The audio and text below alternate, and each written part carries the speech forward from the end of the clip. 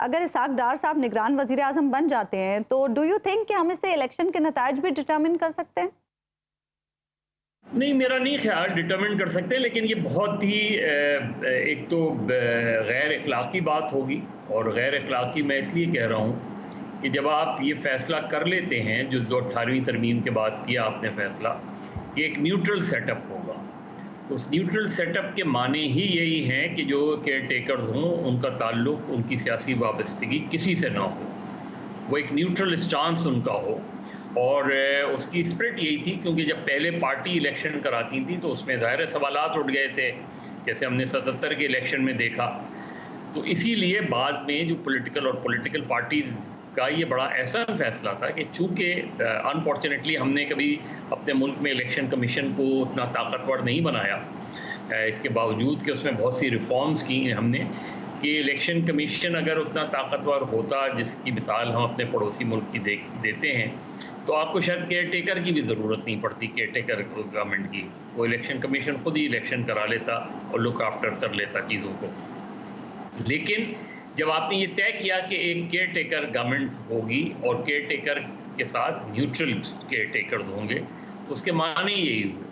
اب اگر اسحاق ڈار صاحب یا XYZ کوئی بھی ہو، صرف اسحاق ڈار صاحب نہیں، کسی دوسری جماعت کا اگر آدمی ہو، اس کو آپ جو ہے کیئر ٹیکر پرائم منسٹر بنا دیں گے، تو پھر اس میں اور ایک پولیٹیکل گورنمنٹ کے الیکشن کرانے میں کیا فرق رہ جائے گا؟ میرا خیال ہے یہ اس پوری اسپرٹ کے خلاف ہے۔ اگر ایسا ہوتا ہے تو اس سے بہتر یہ ہے کہ بجائے اس کے کہ ہم ایک نئی کنٹروورسی کھڑی کریں، ایک نئے تنازع میں جائیں، آپ کے ملک میں ایسے ریپیوٹیبل رسپیکٹیبل لوگ ہیں کہ جن پر مشتمل، اور کیئر ٹیکر کا بہت لمیٹڈ کام ہوتا ہے، اس کا کام بنیادی طور پہ یہ کہ الیکشنز کے دوران اور ایک پولیٹیکل ٹرانزیشن کے دوران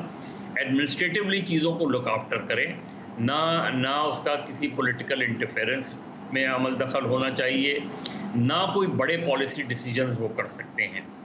تو جو ڈے ٹو ڈے افیئرز ہوتے ہیں صرف ان کو لک آفٹر کرنا ہوتا ہے۔ لیکن اگر کوئی ایک ایسا شخص جو آلریڈی ایک پولیٹیکل پارٹیز کا حصہ ہے اور ایک کنٹینیوشن ہم دیکھے ہیں کہ وہ فائنانس منسٹر رہے ہیں، یا فار دیٹ میٹر کسی اور پارٹی کا اگر کوئی ایسا آدمی ہے، تو وہ اگر کیئر ٹیکر پرائم منسٹر کے طور پہ لایا جائے گا تو یقیناً بہت زیادہ سوالات اٹھیں گے۔ وہ کچھ نہ بھی کرے تو شکوک و شبہات رہیں گے۔ اچھا مظہر عباس صاحب، یہ بتائیے گا کہ اگر نگران وزیر اعظم کا معاملہ ہی متنازع ہو جاتا ہے تو پھر الیکشن کا کیا ہوگا؟ دیکھیے، ابھی تو یہی ہمیں نہیں پتا کہ یہ خبر کہاں سے آئی ہے، اور کیونکہ ہمارے یہاں بدقسمتی سے میڈیا میں اب ایک بڑا آسان طریقہ ہم سب نے نکال لیا ہے کہ جی ذرائع سے خبر ملی ہے۔ اب ذرائع کی اوتھینٹسٹی کیا ہے، یہ ظاہر ہے آپ ذرائع کا ایک بحیثیت جرنلسٹ آپ کسی کو بتاتے نہیں ہیں، مگر آپ اپنے ایڈیٹر کو، اور اگر معاملہ زیادہ سینسٹیو ہو تو ایون اپنے مالک کو ضرور اس سے شیئر کرتے ہیں کہ یہ کہاں سے آئی ہے خبر۔ ابھی تک یہ پتہ نہیں، کیونکہ اس سے پہلے ہم نے دیکھا تھا کہ محسن بیگ صاحب کی خبر چلی تھی، وہ خبر کہاں سے آئی تھی، یہ خبر کہاں سے ہے؟ کہیں ایسا تو نہیں کہ یہ خبر بھی کہیں سے پلانٹ کی گئی ہو؟